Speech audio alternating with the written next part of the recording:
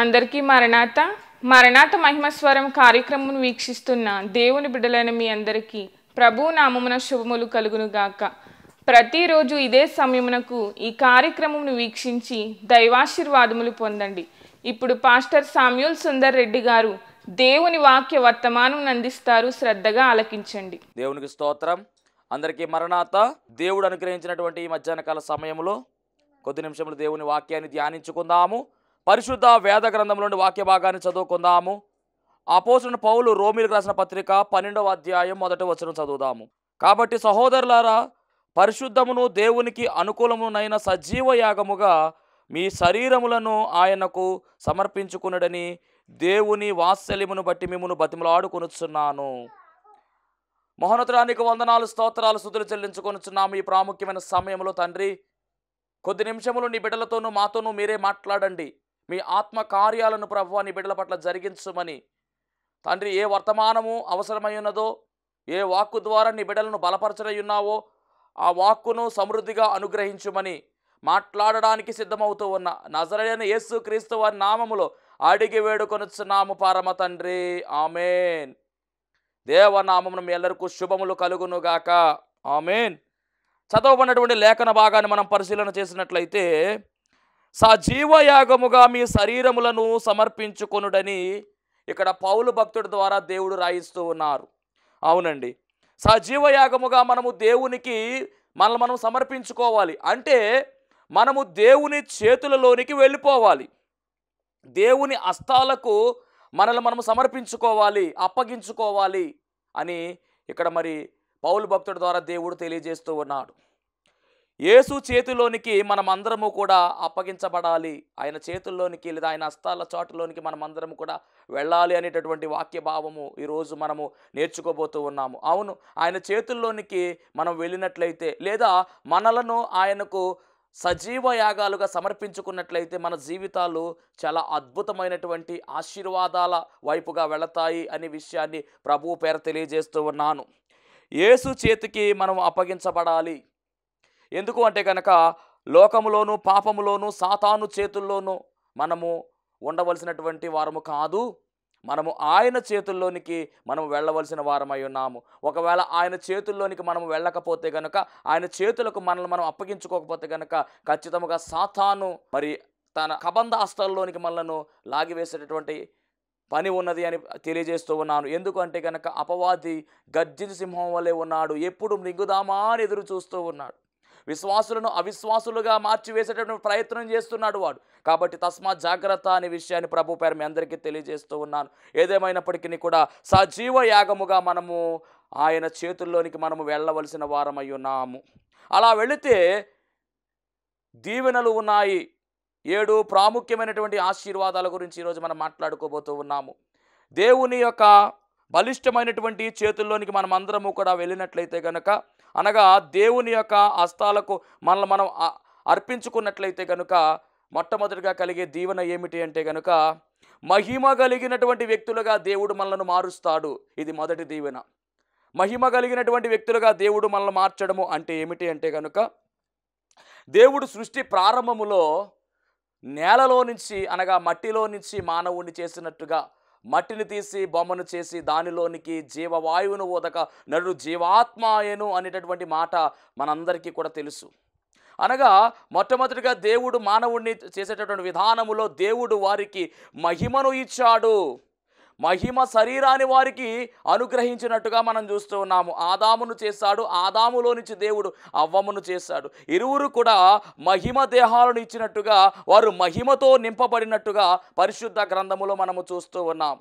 ఎప్పుడైతే ఏదేను తోటలోనికి సాతాను ఎంటర్ అయ్యి ఆ సాతాను వీరిని పాపంలోనికి నడిపించాడో, పాపము ఏదేను తోటలోనికి ఎంటర్ అయిందో అప్పుడు మహిమను కోల్పోయినట్టుగా, దేవునికి దూరమైనట్టుగా, పాపాన్ని మూట కట్టుకున్నట్టుగా పరిశుద్ధ గ్రంథము మనకు తెలియజేస్తూ ఉంది. దేవునికి మహిమ కలుగునుగాక. మరి వారు కోల్పోయినటువంటి ఆ మహిమ ఏదైతే ఉందో ఆ మహిమను ఇవ్వడానికే యేసుక్రీస్తు ప్రభువారు శరీరధారిగా ఈ లోకములోనికి వచ్చాడు. ఇప్పుడు ఆయన మహిమ ఇవ్వడానికి సిద్ధముగా ఉన్నాడు. మరి మనం ఏం చేయాలి అంటే ఆ మహిమను అందుకోవడానికి ఆయన హస్తాల్లోనికి, ఆయన చేతుల్లోనికి మనము వెళ్ళవలసిన వారమై ఉన్నాము. అనగా సజీవ యాగముగా మనం ఆయనకు సమర్పించుకోవలసిన వారమై ఉన్నాము. ఈ విషయాన్ని మనం గమనించవలసిన వారం. దీని మహిమ కలుగునుగాక. అంటే మట్టి దేహముగా ఉన్నటువంటి మనకు మహిమను ఇచ్చేటటువంటి క్రమాన్ని ఆయన చేస్తూ ఉన్నాడు. వాక్యం ఇచ్చేటువంటి సహోదరి, ప్రార్థనకు వస్తున్నావు, బాగానే ఉంది. సభలకు వస్తున్నావు, బాగానే ఉంది. ప్రార్థన చేసుకుంటున్నావు, బాగానే ఉంది. పాటలు పాడుతున్నావు, బాగానే ఉంది. కానీ నీవు దేవునికి సమర్పించుకుంటున్నావా? దేవుని చేతుల్లోనికి నువ్వు వెళుతున్నావా? దేవుని హస్తాల్లోనికి నువ్వు వెళుతున్నావా? అలా వెళితేనే మరి మహిమ శరీరాన్ని దేవుడు నీకు ఇవ్వబోతూ ఉన్నాడు. మహిమ శరీరము ఉంటేనే, మహిమగల వ్యక్తులుగా మనం మార్చబడితేనే మరి ఆ యొక్క మహిలోకములోనికి చేర్చబడగలమనే విషయాన్ని ప్రభు పేర మీకు తెలియజేస్తూ ఉన్నాను. పరిశుద్ధ గ్రంథములో మరొక మాట మనం చదువుకుందాము. అపోస్తలుడైనటువంటి పౌలు రోమీయులకు రాసినటువంటి పత్రిక 3వ అధ్యాయము 23వ వచనాన్ని మనం గమనించినట్లయితే, ఏ భేదమును లేదు, అందరూ పాపము చేసి దేవుడు అనుగ్రహించు మహిమను పొందలేకపోవచ్చున్నారు. కేవలము పాపము వల్ల ఈ మహిమను కోల్పోవడము, ఆ పాపము ఏమి చేస్తుందంటే దేవుడిచ్చేటటువంటి మహిమను పొందుకోలేకుండా అడ్డం వస్తూ ఉంది.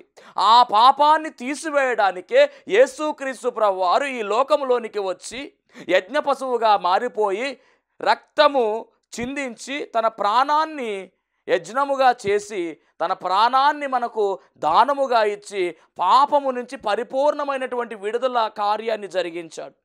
దేవుని మహిమ కలుగునుగాక. అందుకని ఇప్పుడు ఏమి జరుగుతుంది అంటే కనుక ఆ మహిమను పొందుకునేటటువంటి గొప్ప అవకాశము మనకు దేవుడు అనుగ్రహించాడు. ఇప్పుడు మనం ఏం చేయాలంటే ఆయన హస్తాల్లోనికి మనం వెళ్ళిపోవాలి. మనలను ఆయన చేతులకు అప్పగించుకోవలసిన వారమై ఉన్నాము. అలా అప్పగించుకుంటే మనందరికీ కూడా మహిమ లభిస్తుంది అనే విషయాన్ని ప్రభు పేర తెలియజేస్తున్నాను. అనగా మహిమగల వ్యక్తులుగా మనం అందరము కూడా మార్చబడతాము. ఇది మొదటి దీవెనగా మరి ప్రభు తెలియజేస్తూ ఉన్నారు. రోమాపత్రిక 8వ అధ్యాయము 17వ వచనాన్ని కూడా ఒకసారి చదువుదాం ప్రియులారా. మనం పిల్లలమైతే వారసులము, అనగా దేవుని వారసులము, క్రీస్తుతో కూడా మహిమ పొందుటకు ఆయనతో శ్రమపడిన ఎడల క్రీస్తుతోడి వారసులము. అంటే క్రీస్తుతో కూడా మహిమ పొందుటకు అనేటటువంటి మాట కూడా అక్కడ మనం చదువుతూ ఉన్నాం. ఏదేమైనప్పటికీ గమనించవలసిన విషయం ఏమిటంటే మనము లోకములోను పాపములోను సాతాను చేతుల్లోనూ ఉండవలసినటువంటి వారము కాదు. మనము దేవుని యొక్క చేతుల్లోనికి వెళ్ళవలసిన వారమై ఉన్నాము. మనం ఆయనకు సజీవ యాగంగా సమర్పించుకున్నట్లయితే మొట్టమొదటిగా మనకిస్తున్నటువంటి దీవెన ఏమిటంటే మహిమగల వ్యక్తులుగా దేవుడు మనలను మార్చివేస్తూ ఉన్నాడు. అలా మార్చబడాలి. అప్పుడు మనం పరలోకంలోనికి వెళతామనే విషయాన్ని ప్రభు పేర మీకు తెలియజేస్తూ ఉన్నాను. దేవునికి మహిమ కలుగును గాక. ఇక రెండవదిగా మనం గమనించినట్లయితే గనక మనము ఆయన చేతుల్లోనికి వెళ్ళినట్లయితే మనలను దేవుడు విలువైనటువంటి పాత్రలుగా మలుస్తాడు అనే విషయాన్ని కూడా మరి పరిశుద్ధ గ్రంథము స్పష్టంగా సెలవిస్తూ ఉంది. మనము గనక ఆయన చేతుల్లోనికి వెళ్ళినట్లయితే దేవాది దేవుడు మనల్ని ఏం చేస్తూ ఉన్నారంటే గనక విలువైనటువంటి పాత్రలుగా మలుస్తాడని పరిశుద్ధ గ్రంథములో మనము చదువుతూ ఉన్నాము. ఇక్కడ ఇర్మియా గ్రంథం 18వ అధ్యాయము 2వ వచనం మనం చూసినట్లయితే గనక దేవాది దేవుడు ప్రవక్త అయినటువంటి ఇర్మియాకు ప్రత్యక్షమై ఆయనను కొమ్మరివాని ఇంటికి వెళ్ళమంటూ ఉన్నాడు. కొమ్మరివాని ఇంటికి వెళ్ళమని చెప్తూ ఉన్నాడు. చూద్దాం ఆ మాట. ఇర్మియా గ్రంథము 18వ అధ్యాయము 1-2 వచనాలు. యెహోవా యొద్ద నుండి ఇర్మియాకు ప్రత్యక్షమైన వాక్కు, నీవు లేచి కొమ్మరి ఇంటికి పొమ్ము, అక్కడ నా మాటలు నీకు తెలియజేతును. నేను కొమ్మరి ఇంటికి వెళ్ళగా వాడు తన సొంత సారె మీద పని చేయుచుండెను. మొత్తానికి దేవుడు చెప్తున్న మాట ఏమిటంటే నీవు కొమ్మరి వాని ఇంటికి వెళ్ళాలి. అక్కడ నేను నీకు ఒక పాఠాన్ని చూపిస్తాను, అక్కడ నేను ఒక సొల్యూషన్, ఒక సమాధానం నీకు ఇస్తాను అని చెప్పేసి దేవుడు చెప్తే ఇర్మియా గారు దేవుని వాక్కును మరి పట్టుకుని కొమ్మరివాడి ఇంటికి వెళ్ళాడంట. అక్కడ ఆ కొమ్మరివాడు ఏం చేస్తున్నాడంటే కొమ్మరివాడి ఇంటి దగ్గర ఏం చేస్తాడు, కొండలు చేస్తాడు కాబట్టి తన యొక్క మరి ఆ యొక్క సార మీద కొండను చేస్తూ ఉన్నాడు. చక్కగా కొండ చేస్తూ ఉన్నాడు. ఈ లోపు ఆ కొండను తీస్తూ ఉన్నప్పుడు ఆ కొండ ఏమైందంటే కనుక పగిలిపోయినట్టుగా ఇక్కడ చెప్పబడింది. చదువుదాం ఒకసారి. కొమ్మరి జిగటమంటుతో చేయుచున్న కుండ వాని చేతిలో విడిపోగా ఆ జిగటమన్ను మరలా తీసుకుని కొమ్మరి తనకు యుక్తమైనట్టుగా దానితో మరి ఒక కుండ చేసెను. అంటే కుండ తీసే సమయంలో విడిపోయింది. విడిపోతే మరలా ఆ యొక్క కొమ్మరి దాన్ని విడిచిపెట్ల, చక్కగా మరలా దాన్ని ముద్దగా చేశాడు, కొంత వాటర్ పోశాడు. మొత్తానికి దాన్ని మరి ఒక కుండ చక్కని రూపము ఏదైతే విడిపోయిందో దాన్నే మరలా దాంట్లోంచే చక్కని కుండను ఆయన తయారు చేసినట్టుగా ఇక్కడ మరి ఈ యొక్క భక్తుడు లేదా ప్రవక్త గారు చూస్తూ ఉన్నారు. చూస్తూ ఉంటే అప్పుడు దేవుడు మాట్లాడుతున్నటువంటి మాట 5వ వచనం, అంతటి యెహోవా వాక్కు నాకు ప్రత్యక్షమై ఇలాగు సెలవిచ్చెను, ఇశ్రాయేలు వారలారా, ఈ కొమ్మరి మంటికి చేసినట్లు నేను మీకు చేయలేనా? ఇదే యెహోవా వాక్కు. అక్కడ ఇంకా చెబుతూ ఉన్నారు, జిగటమన్ను కొమ్మరి చేతుల్లో ఉన్నట్టుగా ఇశ్రాయేలు వారులారా, మీరు నా చేతిలో ఉన్నారు. దాన్ని పెళ్ళగింతుననియు విరగొట్టుదుననియు నశింపచేయుదుననియు ఏదో ఒక జనమును గూర్చి కానీ రాజ్యమును గూర్చి కానీ నేను చెప్పి ఉండగా, మొత్తానికి ఇక్కడ దేవుడు చూపిస్తున్నటువంటి మాట ఏమిటంటే, ఆ కొమ్మరివాని చేతిలోనికి ఆ కుండ, అనగా కొమ్మరివాని చేతిలో మొట్టమొదటిగా కుండ తయారవుతూ ఉంది. అది ఎలా కనబడుతూ ఉందంటే, తీస్తూ ఉంటే అది విడిపోయినట్టుగా కనబడింది. వెంటనే ఆ కొమ్మరివాడు మరల దాన్ని ముద్ద కింద చేసి చక్కని కుండగా మరలా రూపొందించాడు. అలాగే దేవుడు ఇక్కడ చూపిస్తున్న పాఠం ఏమిటంటే, ఓ ఇశ్రాయేలు ప్రజలారా, మీరు నా చేతిలో ఉన్నారు, నేను పరమ కొమ్మరిగా ఉన్నాను, మీరు మట్టిగా ఉన్నారు, నేను ఏదైనా పాత్రగా చేయగలను అని మరి దేవుడు చెబుతూ ఉన్నాడు. ఒక సూచన తెలియజేస్తూ ఉన్నాడు, ఒక పాఠాన్ని నేర్పిస్తూ ఉన్నాడు. ఇప్పుడు గమనించవలసిన మాట ఏమిటంటే కనుక, మనమందరము కూడా మట్టి ఘటాలుగా ఉన్నటువంటి మనమందరము కూడా ఆయన చేతిలోనికి వెళ్ళినట్లయితే బలమైనటువంటి పాత్రలుగా దేవుడు మనల్ని నిలవబెడతారన్న విషయాన్ని ప్రభు పేరు మీ అందరికీ తెలియజేస్తూ ఉన్నాను. అవును, రెండవదిగా మనమందరము కూడా ఆయన చేతుల్లోనికి వెళ్ళాలి, ఆయన హస్తములోనికి మనమందరము వెళ్ళాలి. లోకములోను పాపములోను సాతానులోను మనం ఉండడానికి వీలు లేదు. మనము వేరు చేయబడినటువంటి వారమై ఉన్నాము. లోకానికి వేరుగా ఉండాలి, సాతానుకు వేరుగా ఉండాలి, పాపానికి వేరుగా ఉండాలి. పరిశుద్ధతకు నిలయమైనటువంటి యేసుక్రీస్తు ప్రభువు వారి యొక్క చేతుల్లోనికి మనం అందరము కూడా వెళ్ళవలసిన వారమై ఉన్నాము. అలా వెళితేనే విలువలేనటువంటి మనకు దేవుడు విలువనిస్తాడు, మనలను అందమైనటువంటి పాత్రలుగా మలుస్తాడు. విడిపోయినటువంటి పాత్రే అద్భుతమైనటువంటి కుండగా మరలా వెంటనే మలిచాడు ఆ కొమ్మరి. మట్టిని అంత చక్కగా అమరుస్తున్నటువంటి కొమ్మరి ఆ కొమ్మరి, మరి మన కొమ్మరి పరమ కొమ్మరి, మట్టిని మనిషిగా చేసినటువంటి కొమ్మరి, మట్టికి ప్రాణాన్ని పోసినటువంటి కొమ్మరి, మట్టికి ఆత్మను ఇచ్చినటువంటి కొమ్మరి, మట్టికి జీవాయువునిచ్చినటువంటి కొమ్మరి. ఇలాంటి కొమ్మరి చేతుల్లోనికి మనమందరము కూడా వెళ్ళినట్లయితే మనలను విలువైనటువంటి పాత్రలుగా మలుస్తాడనే విషయాన్ని ప్రభు పేర మీకు తెలియజేస్తూ ఉన్నాను. ఈరోజు మరి ప్రభు చేతికి నీవు అప్పగింపడతావు అని అడుగుతూ ఉన్నాడు దేవుడు. ఆయన చేతికి మనం అప్పగించబడాలి. రెండవదిగా మనం గమనించినట్లయితే మరి పరిశుద్ధ గ్రంథములో చక్కని మాట కనబడుతూ ఉంది. యెఫ్తా అనేటటువంటి ఒక న్యాయాధిపతి మనందరికీ బాగుగా పరిచయమైనటువంటి న్యాయాధిపతి. ఈ న్యాయాధిపతి జీవితము దేవుని చేతిలోనికి వెళ్ళిన తర్వాత అద్భుతమైనటువంటి రీతిగా కొనసాగినట్టుగా మనం చూస్తూ ఉన్నాము. పరాక్రమము కలిగినటువంటి బలాఢ్యుడుగా యెఫ్తా కనబడుతూ ఉన్నాడు. తృణీకరింపబడినటువంటి వాడే, తన బంధువులు ఆయన తృణీకరించినా కానీ తన బంధువులను తన సహోదరులే తృణీకరించారు. వేసకు పుట్టినటువంటి వాడవు నీవు అని ఆయన్ని తక్కువగా చేసి మాట్లాడారు. అయినప్పటికీ యెఫ్తా దేవునితో నిబంధన చేసుకున్నాడు. యెఫ్తా దేవుని యొక్క ఆజ్ఞలు మేరకుండా దేవునితో సంబంధం కలిగి దైవ భక్తితో ముందుకు సాగాడు. ఆయన ఎలా ఉన్నాడంటే పరాక్రమం కలిగిన బలాఢ్యుడిగా ఉన్నాడు. ఒకానొక సమయం వచ్చినప్పుడు బయటికి వెళ్ళిపోయాడు. కానీ ఒకానొక సమయం వచ్చినప్పుడు ఆ యెఫ్తా దగ్గరికి ఎవరైతే యెఫ్తాను బయటికి పంపించారో వాళ్ళందరూ కలిసి యెఫ్తా దగ్గరికి వెళ్ళి, ఇదిగో నీవు లేకపోతే మేము జయించలేము, కాబట్టి నీవు రావాలి మా దగ్గరికి అని చెప్పేసి ఆ యెఫ్తాని వారు పిలుచుకున్నట్టుగా మనం చూస్తూ ఉన్నాము. కాబట్టి మరి దేవుడు యెఫ్తా జీవితంలో అద్భుతము జరిగించాడు. సంసోను తప్పిపోయిన మరలా దేవుడు అతన్ని సరిచేసినట్టుగా మనం చూస్తూ ఉన్నాము. అలాగే దావీదు కూడా మరి బెత్షెబా విషయంలో తప్పు చేసినప్పటికీ కూడా దేవుడు అద్భుతమైనటువంటి పాత్రగా మలుచుకున్నాడు. ఎందుకంటే కనుక కుమ్మరవాణి యొక్క ఆ యొక్క కుండ ఏ విధముగా అయితే విడిపోయిందో మరలా కుమ్మరవాణి చేతులకు వెళితే చక్కని పాత్రగా మలిచినట్టుగా దావీదు గారిని దేవుడు మలచాడు. అలాగే సంసోను దేవుడు మలచాడు. యెఫ్తాను కూడా దేవుడు బలమైనటువంటి సాధకంగా వాడుకున్నాడు. పరాక్రమం కలిగిన బలాఢ్యుడిగా యెఫ్తాను దేవుడు నిలవబెట్టాడు. ఈ ముగ్గురు పేర్లు కూడా మనం గమనించినట్లయితే ఎబ్రీ పత్రిక 11వ అధ్యాయంలో వీళ్ళ ముగ్గురు పేర్లు ఉన్నాయి. అనగా విశ్వాస వీరుల యొక్క జాబితా ఉంటుంది. అక్కడ విశ్వాస వీరుల జాబితాలో వీరు చేర్చబడ్డారంటే ఒకటే కారణం, వీరి జీవితాలను ప్రభువుకు సమర్పించుకున్నారు. ప్రభు చేతుల్లోనికి వీళ్ళు వెళ్ళారు కనుక చక్కని బలమైనటువంటి సాధకాలుగా వాడబడినట్టుగా పరిశుద్ధ గ్రంథం సెలవిస్తూ ఉంది. దేవుని మహిమ కలుగును గాక. అలాగే అపోస్తుల కార్య గ్రంథము 9వ అధ్యాయము 15వ వచనంలో ఒక అద్భుతమైనటువంటి వ్యక్తి కనబడుతూ ఉన్నారు.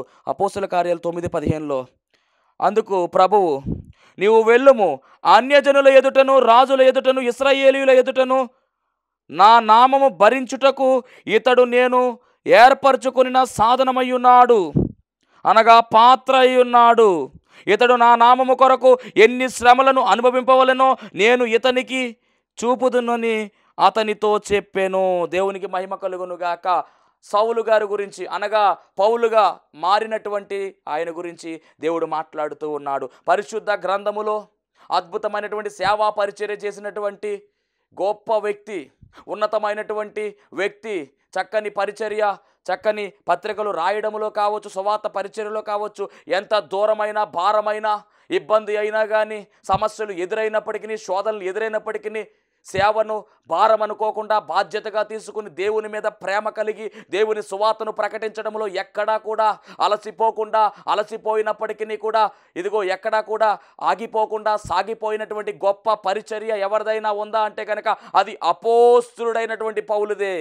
బ్రతుకుట క్రీస్తే, చావైతే లాభము, అయ్యో నేను సువార్త ప్రకటింపకుండా ఎడల నాకు శ్రమ అనే నినాదముతో యేసుక్రీస్తు ప్రభువారిని చక్కగా పరిచయం చేసుకుంటూ ముందుకు సాగిపోయినటువంటి ఒక బలమైనటువంటి యోధుడు, క్రీస్తు కొరకు పనిచేసినటువంటి బలమైనటువంటి సాధకుడు, క్రీస్తు కొరకు తెరవబడినటువంటి ముద్ర చేయబడినటువంటి పత్రికగా పనిచేసినటువంటి వీరుడే అపోస్తలుడైన పౌలు. ఒకప్పుడు సౌలుగా ఉన్నప్పుడు అతని జీవితము చూసినట్లయితే ఆశ్చర్యం కలుగుతుంది. యూదా మత ప్రవిష్టుడుగా ఉన్నటువంటి వాడు క్రూరుడుగా కనబడుతూ ఉన్నాడు. క్రైస్తవం లేకుండా చేయలేనటువంటి నినాదంతో ముందుకు సాగాడు. కానీ ప్రభు ప్రత్యక్షత ఎప్పుడైతే దొరికిందో, ప్రభు ఎప్పుడైతే కనబడి మాట్లాడారో, వెంటనే అతనికి ఉన్నటువంటి గర్వము, అతనికి ఉన్నటువంటి ఆ యొక్క మత పిచ్చైనటువంటి పొరలు రాలిపోయాయి. వెంటనే అతనికి దేవుని ప్రత్యక్షత లభించింది. అప్పుడు దేవుడు అంటున్నాడు కదా, నేను ఏర్పాటు చేసుకున్నటువంటి నా చేతుల్లో బలమైన పాత్ర ఈ పౌలు. సౌలు కాస్త పౌలుగా మారాడు. అద్భుతమైనటువంటి పరిచర్య చేశాడు. చక్కగా 14 పత్రికలు పరిశుద్ధ గ్రంథములో రాసినట్టుగా మనం చూస్తూ ఉన్నాము. 3 ప్రయాణాలు, పెద్ద ప్రయాణాలు, 3 ప్రయాణాలు చేశాడు. అద్భుతమైనటువంటి పరిచర్య ఆయన జరిగించాడు. దేవునికి మహిమ కలుగును గాక.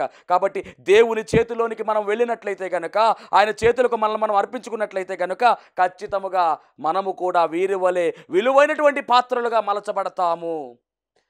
విలువైన పాత్రలుగా మలచబడతాము. ఇక మూడవదిగా మనం గమనించినట్లయితే, యేసుక్రీస్తు ప్రభువు వారి యొక్క చేతుల్లోనికి మనం వెళ్ళినట్లయితే మనము ఆశీర్వదింపబడతాము.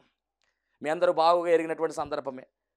యేసుక్రీస్తు ప్రభువు వారు సువార్త పరిచర్య చేసిన తర్వాత, చక్కగా ఆత్మీయ ఆహారం అందించిన తర్వాత, అరణ్యములో వారికి శారీరక ఆహారం కావాలి. ఎందుకంటే మరి అప్పటికే చీకటి పడిపోతూ ఉంది. అలాంటి సమయంలో ప్రభు అంటారు కదా ఫిలిప్పుతో, వీరికి ఆహారం పెట్టండి అంటే వారు ఏం చేయాలో అర్థం కాదు వాళ్ళకి. అప్పుడు ఒక చిన్నవాడి దగ్గర 5 రొట్టెలు 2 చిన్న చేపలు ఉంటే వాటిని తెమ్మంటాడు ప్రభు. వాటిని తీసుకెళ్ళి యేసయ్య చేతులకు ఇస్తే యేసయ్య వాటిని పట్టుకుని చేతుల పైకెత్తి కృతజ్ఞతాస్తుతులు చెల్లించి వారికి పంచిపెట్టినట్టుగా మనం చూస్తూ ఉన్నాం. అనగా 5 రొట్టెలు 2 చిన్న చేపలు. 5 రొట్టెలు ఏమైనాయి, 2 చిన్న చేపలు ఏమైనా అంటే 5,000 మంది తిన్నా 12 గంపలు మిగిలినట్టుగా పరిశుద్ధ గ్రంథంలో రాయబడింది. అనగా ఆశీర్వాదము కనబడుతూ ఉంది. ఆయన చేతుల్లోనికి వెళితే అవి ఏ విధముగా ఆశీర్వదించబడ్డాయో అలాగే మనము కూడా ఆయన చేతుల్లోనికి వెళితే ఆశీర్వాదం పొందుకుంటాము. మన జీవితంలో ఆశీర్వాదం కావాలంటే ఖచ్చితంగా మనమందరము కూడా ఆయన చేతుల్లోనికి వెళ్ళవలసిన వారమై ఉన్నాము. అంత మాత్రమే కాదు, మనము ఆశీర్వాదంగా మలచబడతాము. అబ్రహాము జీవితంలో కూడా అవే ఆశీర్వాదంగా మారిపోయాడు అబ్రహాము. పరలోకంలోనికి మనం వెళ్ళిన తర్వాత కుడివైపున ఎడమవైపు నిలవబెడతారు. గొర్రెలు ఒక పక్కన, మేకలు ఒక పక్కన కింద చెప్తూ ఉంటారు. కుడివైపున గొర్రెలు, ఎడమవైపున మేకలు ఉంటే ప్రభువు వలన ఆశీర్వదింపబడిన వారులారా, నా తండ్రి చేత ఆశీర్వదింపబడిన వారులారా, మీ కొరకు ఏర్పరచబడినటువంటి రాజ్యంలోనికి వెళ్ళండి, అనగా పరలోక రాజ్యంలోకి, నిత్య రాజ్యంలోకి వెళ్ళండి అని చెప్పి అక్కడ చెబుతూ ఉన్నారు. అనగా దేవుని చేతులకు మనం వెళ్తే మనం ఆశీర్వాదం పొందుకుంటాం. అలా పొందుకుంటే పరలోక రాజ్యములో, నిత్య రాజ్యములో మనం ఆయనతో సహవాసం చేసేవారం అవుతాము. దేవునికి మహిమ కలుగును గాక. ఇది 3వ ఆశీర్వాదము. ఇక 4వది మనం గమనిస్తే, ఆయన చేతుల్లోనికి మనం వెళ్ళినట్లయితే కనుక మనకు స్వస్థత కార్యాలు జరుగుతాయి. బలహీనతలో ఉన్నావేమో, అయ్యో నాకు ఈ రోగం తగ్గట్లేదు, ఈ బాధ తగ్గట్లేదని వాక్యం వింటున్నావా సహోదరి? ఇదిగో నీ వ్యాధి పోవాలన్నా, నీ రోగం తగ్గాలన్నా నీవు ప్రభువుకు సమర్పించుకో. నీవు ప్రభు చేతుల్లోనికి వచ్చేయి, ఆయన చేతులకు నిన్ను సమర్పించుకో, సజీవ యాగముగా సమర్పించుకో. అప్పుడు దేవుడు నీకు ఎలాంటి వ్యాధి ఉన్నా, ఎలాంటి బాధ ఉన్నా ఆయన స్వస్థపరుస్తాడు. ఎందుకంటే నిన్ను స్వస్థపరిచే యెహోవాను నేనే అని వాగ్దానం చేశాడు. ఇంకా చెప్పాలి అంటే కనుక పాపం అనేటువంటి రోగం మనలో ఉంటే ఆ పాపం అనే రోగానికి కూడా మందు ఆయనే. ఎందుకంటే ఆయన పరమ వైద్యుడు, ఆయనే సర్వరోగ నివారిణి, ఆయనే పరమ ఔషధమై ఉన్నాడు కనుక మరి ఆయన ఎందరినో బాగు చేశాడు, నిన్ను కూడా ఆయన బాగు చేస్తాడు. నువ్వు వెంటనే నీవు ఆయనకు సమర్పించుకో. ఆయన విలువైనటువంటి చేతుల్లోనికి వచ్చే దేవుడు అద్భుతమైన కార్యాన్ని నీ జీవితంలో జరిగిస్తాడు. ఇక 5వదిగా మనం గమనించినట్లయితే కనుక యేసుక్రీస్తు ప్రభువు వారి చేతులకు మనల్ని మనం అప్పగించుకున్నట్లయితే కనుక వచ్చేటటువంటి దీవెన మనం చూసినట్లయితే మనల్ని దేవుడు హెచ్చిస్తాడు, హెచ్చింపు స్థాయిలో తీసుకొస్తాడు. దేవుని మహిమ కలుగును గాక. చూద్దాం ఒకసారి వాక్యం. పేతురు రాసినటువంటి మొదటి పత్రిక 5వ అధ్యాయం 6వ వచనం. 5వ అధ్యాయం 6వ వచనం. దేవుడు తగిన సమయమందు మిమ్మును హెచ్చించున్నట్లు ఆయన బలిష్టమైన చేతి క్రింద దీన మనస్కులయ్యుండుడి. అదండి, మనము ఆయన బలిష్టమైనటువంటి చేతుల కింద దీన మనస్కులుగా ఉన్నట్లయితే అప్పుడు ఆయన ఇచ్చిస్తాడు. తగిన సమయమందు, కాలం పరిపూర్ణం అవ్వాలి, తగిన సమయము. ఏ కార్యము జరగాలన్న ప్రతి కార్యానికి కూడా ఒక సమయం ఉంటుంది. దాన్ని నిర్ణయ కాలం అన్నారు, నిర్ణీత కాలం అన్నారు. అబ్రహాము జీవితంలో వాగ్దానం చేసిన తర్వాత 25 సంవత్సరాలు పట్టింది. కారణం ఏమిటంటే ఆ సమయము రావాలి. యేసుక్రీస్తు ప్రభువారు ఈ లోకానికి రావడానికి కాలం పరిపూర్ణమైనట్టుగానే నీ జీవితంలో కార్యాలు జరగట్లేదు అనుకుంటున్నావేమో. సమయం ఉంది, ఆ సమయం వచ్చినప్పుడు దేవుడు అద్భుతంగా జరిగిస్తాడు. అప్పటి వరకు నీ విశ్వాసాన్ని కోల్పోకుండా, ప్రార్థన విసుగుదల లేకుండా ప్రార్థన ప్రార్థన ప్రార్థన, దేవుడు ఆ ప్రార్థన అంగీకరిస్తాడు. నీవు అడిగిన దానికన్నా, ఊహించిన దానికన్నా అత్యధికంగా జరిగిస్తాడు. కానీ తగిన సమయము రావాలి, దానికటు నిర్ణయ కాలం ఉంది. అలా నిర్ణయ కాలములో ఉన్నప్పుడు దేవుడు ఖచ్చితంగా ఆయన చేతుల్లోనికి మనం వెళ్ళినట్లయితే మనల్ని దేవుడు హెచ్చిస్తాడు. ఇక 6వదిగా మనం గమనించినట్లయితే ఆయన విలువైనటువంటి చేతులకు మన జీవితాలను అప్పగించుకున్నట్లయితే మనకు భద్రత లభిస్తుంది. ఆయన మనల్ని దాస్తాడు, ఆయన మనల్ని కాపాడుతాడు. ఇది 6వది. ఇక 7వదిగా మనం గమనించినట్లయితే ఆయన విలువైనటువంటి చేతుల్లోనికి మన జీవితాలను ఆయనకు అప్పగించినట్లయితే మనల్ని దేవుడు యేసుక్రీస్తు ప్రభువారు మందిరాలుగా మలుస్తాడు. ఆ మందిరాలలో ఆయన నివాసం ఉంటాడు. కాబట్టి మీ జీవితాలను లేదా మీ శరీరాలను సాతానుకు గాను, పాపానికి, లోకానికి అప్పగించకండి. ప్రభువైన యేసుక్రీస్తు వారికి అప్పగించండి. ఖచ్చితముగా దేవుడు మిమ్మల్ని హెచ్చిస్తాడు, దీవిస్తాడు, ఆశీర్వదిస్తాడు, భద్రపరుస్తాడు, మందిరాలుగా మలుస్తాడు. మనమందరము కూడా ఎగిరి మేఘం ఎక్కుతాము. అట్టి ధన్యత దేవుడు మనందరికీ అనుగ్రహించును గాక. ఆమేన్. మహోన్నతానికి వందనాలు, స్తోత్రాలు, స్తుతులు చెల్లించుకొనుచున్నాం. ప్రాముఖ్యమైన సమయంలో ప్రభువా నాయన ఇదిగో నీ చేతుల్లోనికి అప్పగించబడడం ద్వారా ప్రభువా, అనగా మమ్మల్ని మేము ప్రభువా సజీవ యాగముగా నీకు సమర్పించుకోవడం ద్వారా వచ్చే దీవెనలు, ఆశీర్వాదాలు ప్రభువా మీరు మాకు తెలియచేశారు. దేవా నీకు వందనాలు. ఇదిగో రావాల్సిన దీవెనల్ని బిడ్డలకు అనుగ్రహించండి నాయన. ఎవరు ఏ బాధతో ఉన్నారో, ఏ ఇబ్బందులో ఉన్నారో, ఏ శోధనలో ఉన్నారో, ఏ నష్టములో ఉన్నారో, ఏ కష్టములో ఉన్నారో, ఏ ఇరుకులో ఉన్నారో వాటన్నిటిని కూడా తొలగించండి. నీ బిడ్డలను ఆశీర్వదించి అధికమైనటువంటి కృపలో బలపరచమని యేసు నామములో అడుగుచున్నాం పరమ తండ్రి. ఆమేన్. మరణాత. అందరికి మరణాతండి. మరి అయితే మా పాపగా 3 కాన్పులు పోయేయండి. మరి అది నెల నిండకుండగానే పోయేయండి. పోతే డాక్టర్ అమ్మగారు అన్నారు, అమ్మ ఇంకా 3 కాన్పులు పోయే కాక బిడ్డ సంచి అయితే మరి చాలా లూజ్గా ఉంది, అందులోకి మరి క్యాన్సర్లో పెట్టే అవకాశం ఉంది. మరి క్యాన్సర్లో పెడుతుందమ్మా, పిల్ల పాడైపోతుంది, తీసేయాలి అని చెప్పారండి. అయితే నాకు తీతాకి ఇష్టపడేదాన్ని కాదు. ఇంకా తీసుకొచ్చేసామండి 3వ కాన్పుకి. పాపను తీసుకుని చాలకొచ్చేటప్పటికి మరి మంచిగా నీ కడుపు నిలుతుందమ్మ ఈసారి 7 వారాలు రామ్మ నీ సాలకి దేవుడిని కుమ్మ మళ్ళీ పెరిగినట్టుతో ఉంటారని చెప్పారండి. అయితే అలాగే వచ్చామండి. దేవుడు అయితే మరి చాలా ఇబ్బందుల్లో పడి ఉన్నాం, అయినప్పటికీ కూడా దేవుడు మరి బిడ్డని అయితే మరి ఎంతగానో ఆదరించి కాపాడారండి. మరి కాకుండా మరి అయితే బిడ్డను అయితే మేము అప్పుడు అనుకున్నామండి దేవుడు సేవకి ఇచ్చుకుంటాం తండ్రి, ఈ బిడ్డ విషయంలో మంచిగా ఆరోగ్యంగా ఉండి మళ్ళీ ఇంటికి వెళ్ళి మరి నేను సాక్ష్యం చెప్పుకోవాలి, మరి ఒక మందిరంలోకి వచ్చానేసి నేను అనుకున్నామండి. అలాగే నాకు ఈ బిడ్డని ఇచ్చారు. మరి దేవుడు సేవకి ఇచ్చుకుంటాం అనుకున్నామండి. చిన్న సాక్ష్యం దేవుడు దిగించింది కాక. దేవునికి స్తోత్రం. మరి కుమార్ చెప్పినటువంటి సాక్ష్యాన్ని మీరు అందరూ కూడా విన్నారు. అద్భుతమైనటువంటి సాక్ష్యము. ఎందుకంటే 3 అబార్షన్ల తర్వాత దేవుడు మరలా ప్రెగ్నెన్సీని ఇవ్వడం జరిగింది. డాక్టర్ చెప్పిన మాట ఏమిటంటే ఈసారి ఉంచుకుంటే ఖచ్చితంగా క్యాన్సర్ వస్తుంది, తీయించేసుకోమని చెప్పారు. తల్లి నా దగ్గరికి వచ్చి పాస్టర్ గారు ఇలా ఉందని పరిస్థితి, ఏం చేయమంటారంటే ఏం కంగారు పడద్దమ్మా, దేవునికి సమర్పణ చేసుకుంటే దేవుడు ఖచ్చితంగా కార్యం జరిగిస్తాడు, చక్కని బాబుని మీకు ఇస్తాడని చెప్పి మరి దేవుడు మాట్లాడడం జరిగింది. మొత్తానికి మరి తల్లిగారు చక్కగా 7 వారాలు రావడము, ఆ వచ్చిన క్రమంలో దేవుడు ఆ కడుపులో ఉన్న శిశువుని చక్కగా ఎత్తి పట్టుకున్నారు. ఎందుకంటే అమ్మాయికి రావడము, డెలివరీ అయిపోవడం 6వ నెలలో ఒకసారి అయిపోయింది ఫస్ట్ స్టార్టింగ్, అలాగే 8వ నెలలో అయిపోయింది, ఒకసారి 3వ నెలలో అయిపోయింది. కానీ ఈసారి దేవుడు మరి క్షేమకరంగా చివరి వరకు కూడా మరి ఆ కుమారుణ్ణి భద్రంగా ఆమె కడుపులో ఉంచడం చాలా అద్భుతమైన కార్యం. సజీవంగా మన మధ్యలో ఉన్నాడు కాబట్టి ఈ బాబుకి ఇక్కడే నేనే మరి దేవుని కృపలో నామకరణం చేయడం జరిగింది. సజీవరాజు అనేటటువంటి పేరుని మరి దేవుడు చెప్పగా పెట్టడం జరిగింది. అద్భుతమైనటువంటి ఈ సాక్ష్యాన్ని దేవుడు మరి క్షేమకరంగా దేవుడు మన మధ్యలో పెట్టడం అద్భుతమైన విషయం. దేవుడి సాక్ష్యాన్ని దీవించి ఆశీర్వదించును గాక. ఆమేన్. మరణాత మహిమస్వరం అనేటటువంటి ఆధ్యాత్మిక టీవీ కార్యక్రమాన్ని వీక్షిస్తున్నటువంటి మీ అందరికీ కూడా నా ప్రత్యేకమైన వందన మరణాత తెలియజేస్తూ ఉన్నాను.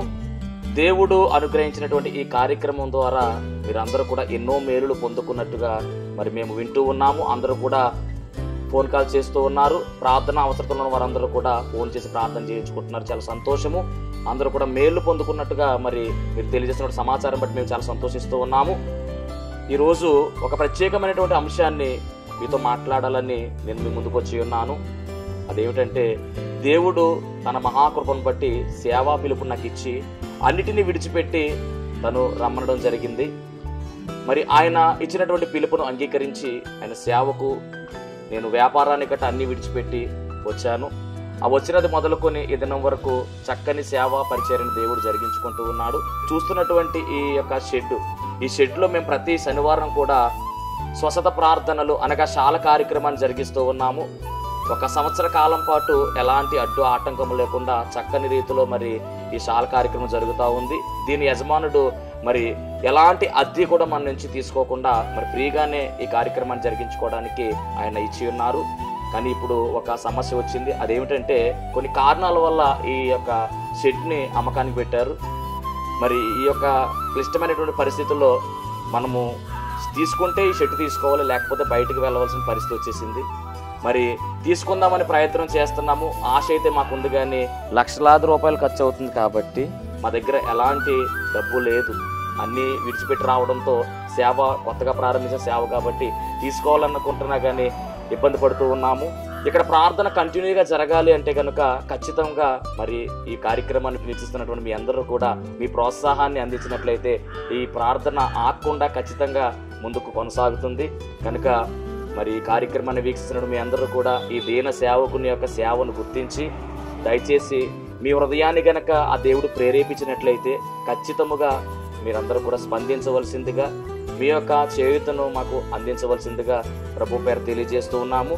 మా ఫోన్ నెంబర్లో టీవీ స్క్రీన్ మీద మరి ప్లే అవుతూ ఉంది ఫోన్ నెంబరు. ఆ నెంబర్కి ఫోన్ చేయండి, స్వయంగా నేనే మాట్లాడతాను. ఆ తర్వాత మరి మా ఫోన్పే కానీ గూగుల్ పే కానీ చేసి ఈ యొక్క సేవను ప్రోత్సహించవలసిందిగా ప్రభు పేరు మీ అందరికీ తెలియజేస్తూ ఉన్నాను. దేవుడు మిమ్మల్ని బహుగా ఆశీర్వదించును గాక.